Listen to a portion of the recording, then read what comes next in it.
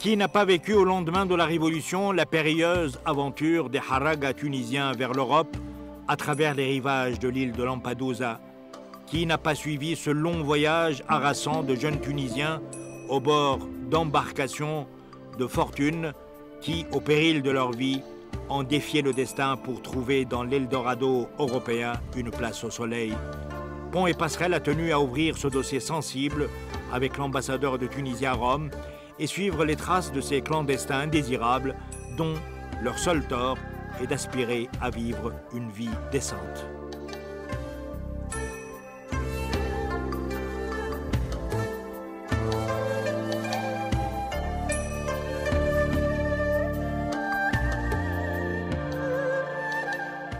Vous venez d'être nommé récemment ambassadeur de Tunisie en Italie. Mais l'Italie n'est pas un pays étranger pour vous. Merci Sisleh, bienvenue à Rome, bienvenue dans la résidence de la Tunisie Nouvelle. C'est pour moi un grand honneur de servir la Tunisie comme ambassadeur auprès de la République italienne, un pays que j'ai connu et dans lequel j'ai travaillé de 1996 à 2002 comme diplomate. Aujourd'hui, je le sers comme un nouvel ambassadeur après la révolution du 14 janvier. Vous connaissez très très bien l'Italie. Vous connaissez aussi très très bien la colonie tunisienne en Italie. Dites-nous un petit peu quelle est la particularité de la communauté tunisienne dans ce pays, c'est-à-dire quel genre d'émigrants viennent en Italie?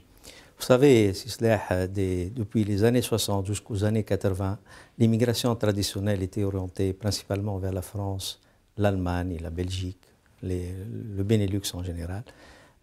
Au-delà des années 80, le marché européen a commencé à se fermer et c'est l'Italie qui est devenue une destination pour les jeunes Tunisiens.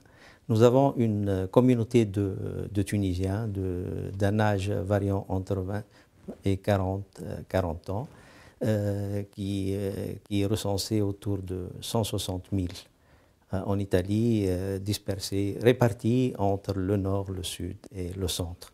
Elle travaille principalement dans les services, la restauration, l'agriculture, la pêche. Et c'est une communauté qui est bien intégrée, selon les témoignages des autorités locales et régionales ici. Récemment, j'ai été en région Toscane en visite de travail et tous les responsables des autorités locales m'ont confirmé la bonne intégration de quelques 8000 Tunisiens qui vivent dans la région Toscane. Finalement, ce n'est que lorsque les pays européens ont fermé un petit peu leurs portes aux émigrés que les Tunisiens ont commencé à immigrer en Italie même. C'est un pays qui est venu à la suite des autres pays qui ont fermé leurs frontières.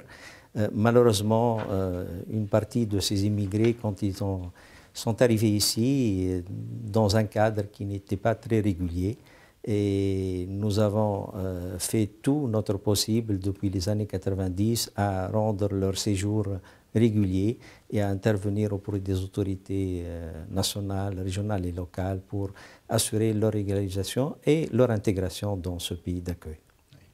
Monsieur l'ambassadeur, quand on évoque l'immigration en Italie, on ne peut s'empêcher de se souvenir du douloureux dossier des émigrés à Lampedusa et qui ont échoué à Lampedusa.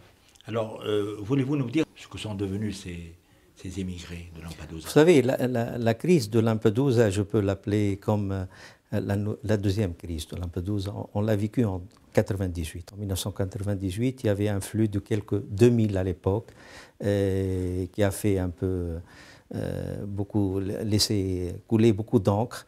Et nous venons de revivre après la Révolution cette immigration massive de quelques 20 à 25 000 Tunisiens qui sont arrivés sur Lampedusa et qui ont provoqué une certaine réaction de l'opinion publique, un peu de l'amplification également des médias européens. Ces jeunes Tunisiens, quand ils sont arrivés sur Lampedusa, nous avons mobilisé toutes nos forces et toutes nos énergies au niveau de l'administration centrale, des ambassades et des consulats pour pouvoir leur assurer une certaine intégration. Nous avons pu, grâce aux démarches des hautes autorités tunisiennes et en concertation avec les autorités italiennes, permis à ces jeunes Tunisiens de bénéficier de visas de recherche, de visas Schengen provisoire pour des considérations humanitaires d'une durée de 6 mois. Le reste ne se sont pas présentés pour bénéficier de ce visa et nous ne connaissons pas leur sort. Probablement, ils ont décidé de rentrer en Tunisie ou d'aller ailleurs dans d'autres pays. Par la suite, nous avons pensé à renouveler ce visa Schengen provisoire pour une nouvelle période, parce que la situation en Tunisie n'était pas encore assez capable d'absorber de nouveau ces jeunes, compte tenu des difficultés économiques que nous vivons encore après la Révolution. Donc, grâce aux démarches que nous avons entreprises auprès des autorités italiennes, nous avons pu avoir la décision en haut lieu pour la prorogation avec reconduction automatique de ces visas Schengen qui sont estimés à 11 235 visas. Et pour nous, c'est un acquis dans la mesure où ça nous donne un peu d'espace et de temps pour ces jeunes. Ça va probablement leur donner une opportunité de rechercher un travail. À partir du moment qu'il a un contrat de travail, il a une chance de s'intégrer et de s'installer en Italie ou dans d'autres pays de l'Europe. Oui, il faudrait peut-être rendre hommage à l'Italie qui a octroyé ces visas pour ne pas alourdir justement. Vous savez, Sisleh, l'Italie, c'est un grand pays ami qui nous lie de longue date avec des relations de coopération et d'amitié.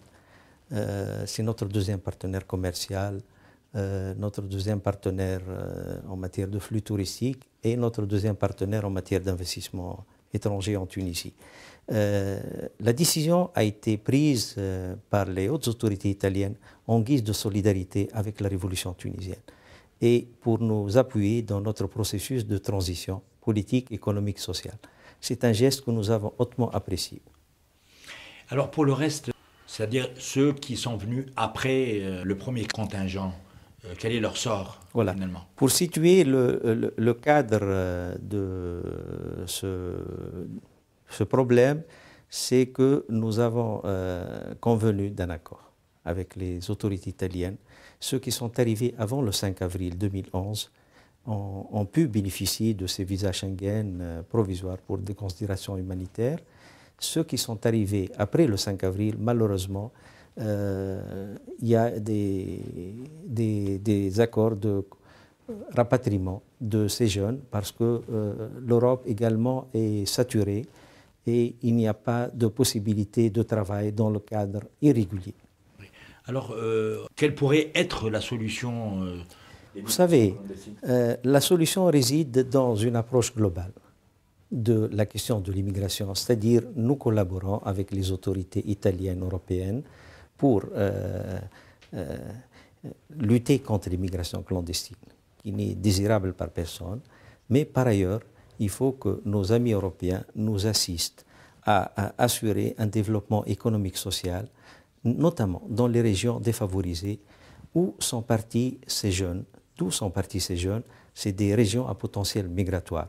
D'ailleurs, ces régions bénéficient actuellement du gouvernement de transition et je pense que le gouvernement qui va venir après le gouvernement de transition va accorder autant, sinon plus, de l'intérêt à ces régions défavorisées. Donc, nos amis européens sont appelés à investir davantage dans ces régions, créer des projets de développement créateurs d'emplois. Ainsi, on pourrait stabiliser ces jeunes parce que ce n'est pas dans l'absolu qu'un jeune est tenté d'aller travailler ailleurs. C'est des immigrés pour des raisons économiques essentiellement.